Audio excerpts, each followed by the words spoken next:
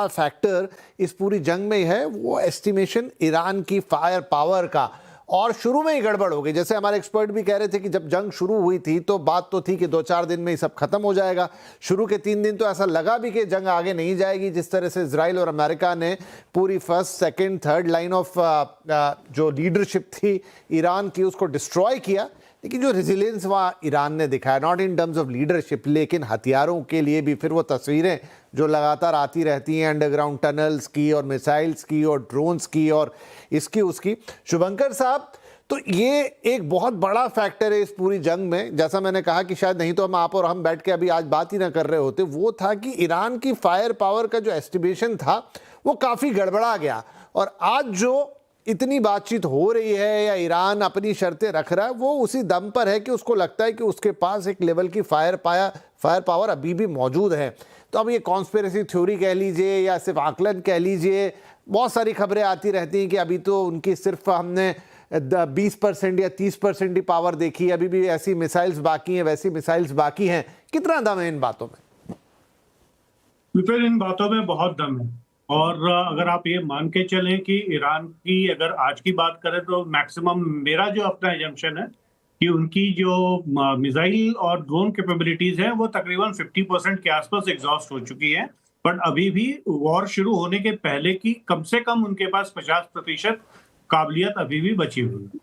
ईरानी air force कभी भी बहुत ज्यादा स्ट्रांग एयरफोर्स नहीं थी। और एबनिशियो जब लड़ाई शुरू हुई सबसे पहला उन्होंने ईरानियन एयरफोर्स को ही निशाना बनाया।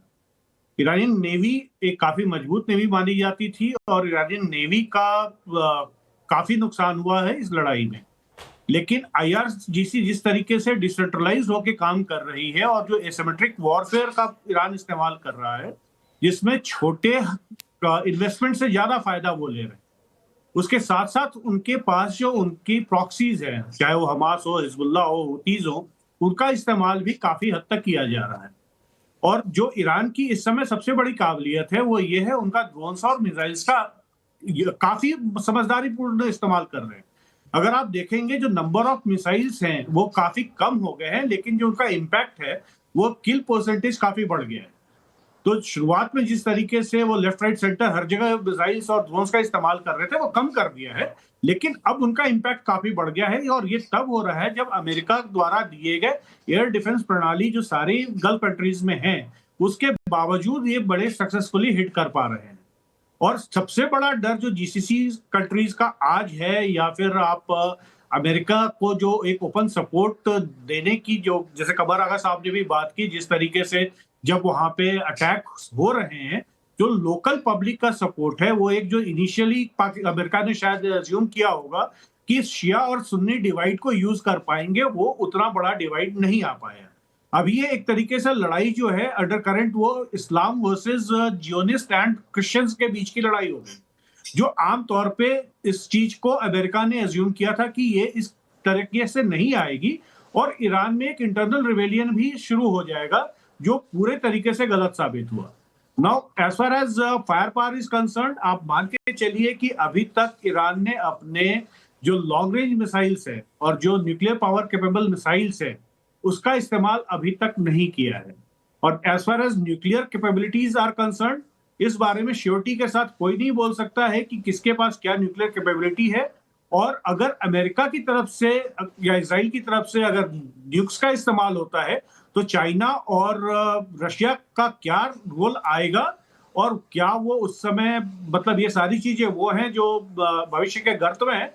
अभी इनके बारे में क्या चर्चा करें समझ में नहीं आता, बट ये जरूर आप मान के चलिए कि ईरान को कमजोर समझने की जो गलती अमेरिका ने पहले की थी, अगर वो इस समय भी करेंगे तो उनके ऊपर बहुत भारी पड़ने वाला है। तो अचल सर, इस समय जो स्थिति है उसका आधार क्या माना जाए? उसका आधार मसल पावर, मतलब यही हथियार माने जाए? उसका आधार कुछ और है? डिप्लोमेसी तो यहाँ कहीं दिखाई देती नहीं है। अब अमेरिका ने इतनी इन्वेस्टमेंट कर दी इस वॉर में, वो कैलकुलेशन सब जगह इस समय इंटरनेट पे उपलब्ध हैं, इतने विमान गिर गए, उनका टोटल कैलकुलेशन इतने अरब डॉलर का नुकसान ऑलरेडी हो गया, मतलब वो इन्वेस्टमेंट हो गई। तो क्या अपने मकसद को पूरा किए बिना अमेरिका जैसा बनिया देश वापस लौट आएगा, या फिर वो कोशिश करेगा कि धीरे धीरे ईरान की जितनी भी बची हुई फायर पावर है वो खत्म हो और फिर वो अपना रंग दिखाएं? देखिए, जैसे मैंने पहले कहा आपसे कि अमेरिका की थोड़ी सी कंस्ट्रेंट ये है कि नवंबर में वहाँ मिड टर्म इलेक्शंस होने वाले हैं। उसे हर हालत में विक्टोरियस होकर निकलना है इस वॉर से, जिसका क्लेम उसने शुरू कर दिया। ऑलरेडी उसने इस चीज का ढिंढोरा पीटना शुरू कर दिया है, और इस समय अगर कोई उसे ऑनरेबल एग्जिट मिलती है तो वो निकल भी सकता है। इजराइल के बारे में मैं नहीं कह सकता कि इजराइल का इसमें क्या पोजीशन रहेगी। बाकी इजराइल की तो यही रहेगा कि इसे आखिर तक ले जाया जाए इस लड़ाई को, ईरान को इस काबिल ना छोड़ा जाए कि वो दोबारा सर उठा सके। क्या उनके लिए, जैसे वो बोलते हैं कि हमारे लिए एग्जिस्टेंशियल थ्रेट है, तो वो थ्रेट जो है पूरी तरह से खत्म हो जाए। और अब दिखाने के लिए बचा क्या है आज की तारीख पे, इसीलिए तो होर्मुज पे जोर दे रहे हैं कि भाई अगर होर्मुज को लेके कोई समझौता हो जाता है तो फिर वो प्रेस कॉन्फ्रेंस करके कहेंगे कि हम तो जीत गए, पूरी तरह से जीत गए और हम यहाँ से निकल जाएंगे। लेकिन at the end of the day Israel जो काफी इन्फ्लुएंस रखता है, या जूइश लॉबी जो अमेरिका में बहुत इन्फ्लुएंस रखती है, अगर उसकी बात में अगर वो कर पाए लॉबिंग, तो वो तो ईरान को पूरा खत्म करने के बाद ही निकलने के बारे में सोचेंगे, ऐसा मेरा सोचना है। नहीं, ये बड़ा इंपॉर्टेंट सवाल है सर। और मुझे मतलब जैसे अभी बात हो रही थी थोड़ी देर पहले, लगातार ये प्रश्न मैंने भी उठाया है कि कितने दिन लड़ाई चलेगी ये महत्वपूर्ण नहीं है, लड़ाई का क्या अंजाम होगा ये बहुत महत्वपूर्ण है। क्योंकि वेस्ट एशिया का पूरा पावर इक्वेशन क्या बनता है at the end of the day. क्या अमेरिका पूरी तरह से, अमेरिका और इजराइल मिलकर ईरान को ख़त्म कर देंगे तो एक अलग इक्वेशन बनेगी। अगर ईरान छूट जाता है आधे अधूरे में तो वो घायल है, तो घातक है वाली सिचुएशन बन जाएगी। फिर सवाल आ जाएगा बाकी अरब कंट्रीज़ के दिमाग में कि भाई ये तो छूट गया, अभी हमें परेशान करेगा, अमेरिका तो हमें बचा नहीं पाया। और जो आप कह रहे हैं इजराइल, उसके लिए भी बड़ा संकट पैदा हो जाएगा, तो ये तो और ख़राब स्थिति बनेगी। फिर रशिया और चाइना का डोमिनेंस और बनेगा, यानी फिर वेस्ट एशिया तो एक कन्फ्लिक्ट जोन बन के रह जाएगा जहाँ कब क्या होगा हमें नहीं पता चलेगा। अंशु, किस तरफ आपको ये जाता हुआ दिख रहा है? आप म्यूट पर हैं। एक चीज तो मुझे निश्चित लगती है कि यहाँ से क्षेत्रीय और वैश्विक राजनीति के आयाम पूरी तरह से बदल जाएंगे। और आपने बिल्कुल सही कहा, मैं भी वो अलग अलग फॉर्मूला अप्लाई करके देखती हूँ कि यदि यहाँ अमेरिका की जीत होती है, यदि रिजीम चेंज करवा पाता है, यदि स्टेट ऑफ हॉर्मुज पे कंट्रोल कर लेता है, तो चीन और रशिया किस तरह से कंटेन होंगे। और यहाँ यदि अपनी पपेट गवर्नमेंट बिठा देता है, रिजीम अमेरिका का होता है, तो भारत समेत अलग अलग देशों के साथ इंक्लूडिंग गल्फ कंट्रीज रिश्ते ईरान के पूरी तरह से बदल जाएंगे। और जब ऐसा होगा तो फिर उससे जो एक ग्लोबल ऑर्डर है उसमें भी हमें बदलाव आता हुआ दिखाई पड़ेगा। लेकिन यदि अमेरिका यहाँ से हार के निकलता है, जिसकी मुझे गुंजाइश या संभावना नहीं दिखाई पड़ती है, क्योंकि ट्रंप ऐसा अफोर्ड नहीं कर सकते हैं, इलेक्शंस भी आने वाले हैं नवंबर में, तो उसको देखते हुए यदि अमेरिका की हार मानी जाती है तो इसके बहुत आगे चल करके खराब परिणाम देखने को मिलेंगे। क्योंकि ईरान के जो प्रॉक्सीज हैं, हूती, हमास और हिजबुल्लाह, वो और ज्यादा कहर बरपाएंगे इस पूरे रीजन पर, और इजराइल के साथ जिस तरह से इंगेज होंगे तो उससे फिर और अलग स्थितियां बनती हुई दिखाई पड़ेगी। फिर इसमें हम पाकिस्तान के एंगल को भी यदि लेकर के आए तो फिर वहां पर भी हमें चीजें क्या इसके परिणाम होते हैं उससे बदलती हुई नजर आएगी। पर विपिन, ये मैं एक निश्चित तौर पर कह सकती हूँ, यदि हम वैश्विक राजनीति के इतिहास को भी पढ़ें तो जिस तरह की क्षमताएं ईरान के पास है और जिस तरह की क्षमताएं अमेरिका के पास है, तो उसको देखते हुए मुझे लगता है कि आगे पीछे, और फिर इजराइल साथ है अमेरिका के, भले ही नाटो साथ दे या ना दे, तो आगे पीछे मुझे लगता है कि, और फिर एक बर्बादी तो ईरान की ही हुई है, ये भी हम ना भूलें, तो रिजीम चेंज करवा सकता है अमेरिका। और यदि ऐसा करेगा तो जो हम एक फिर कयास लगा रहे हैं वो होता हुआ दिखाई पड़ेगा।